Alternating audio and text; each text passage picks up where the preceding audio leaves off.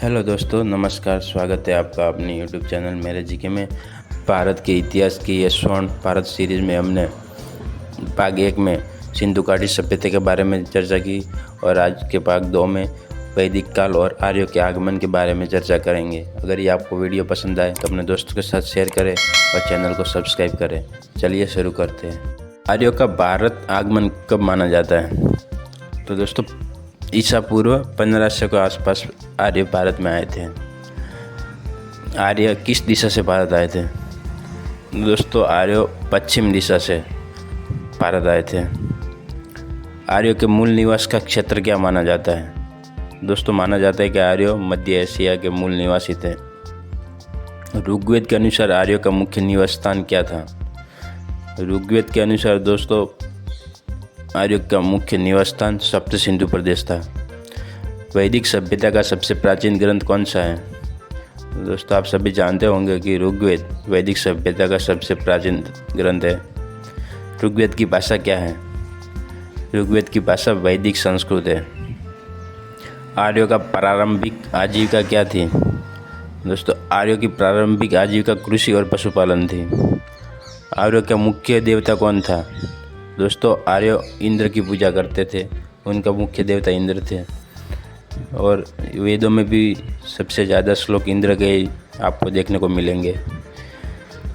वैदिक काल में प्रमुख नदी कौन सी मानी जाती थी? दोस्तों, वैदिक काल में सरस्वती नदी को प्रमुख नदी मानी जाती थी। आर्यों का मुख्य धर्मग्रंथ कौन सा था? तो दोस्तों, वेदों आर्यों के मुख्य धर्मग्रंथ थे। वैदिक समाज में पारिवारिक का मुखिया कौन होता था? दोस्तों, वैदिक समाज में परिवार का मुखिया पिता यानी कि गृहपति होता था। वैदिक काल में राजा को किस नाम से जाना जाता था? तो वैदिक काल में राजा को जनस्य राजा कहा जाता था। वैदिक समाज में सबसे महत्वपूर्ण सभा कौन सी थी? दोस्तों, वर्तमान की सभा और समिति वो वैदिक काल से चली आती है, तो सभा और समिति वैदिक काल की सबसे महत्वपूर्ण सभा थी। आर्यों का मुख्य व्यवसाय क्या था? तो आर्य मुख्य कृषि करते थे। उनका व्यवसाय कृषि था। आर्यों का प्रमुख धातु कौन सी थी? वो कौन सी धातु का उपयोग करते थे प्रमुख? तो तांबे का प्रमुख उपयोग करते थे।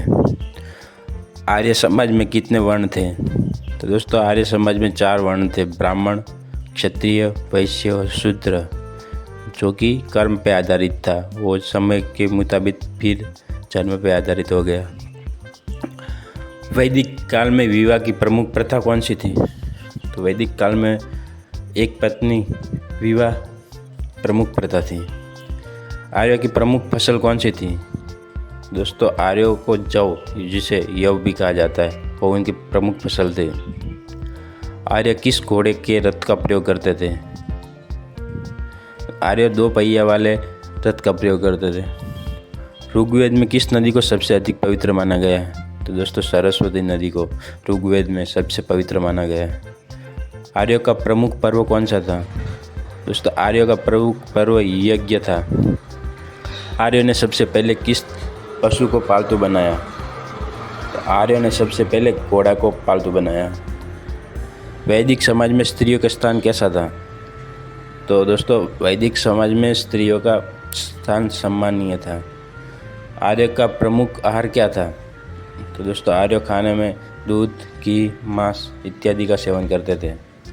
वैदिक काल के प्रमुख विद्वान कौन थे? तो वैदिक काल के प्रमुख विद्वान ऋषि मुनि को ही माना जाता है।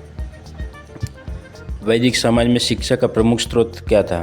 तो दोस्तों, वैदिक समाज में लोगों गुरुकुल में जाके शिक्षा प्राप्त करते थे। आर्यों का प्रमुख अस्त्र कौन सा था?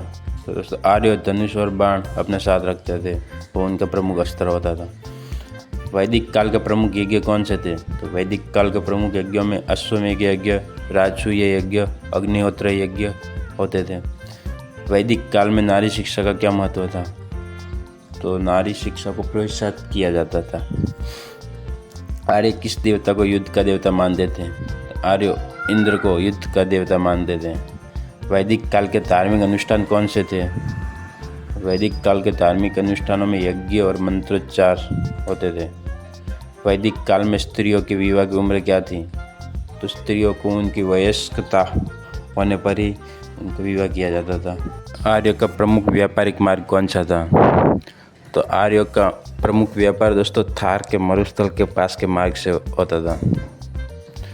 वैदिक काल के दौरान किस नदी के किनारे सभ्यता विकसित हुई?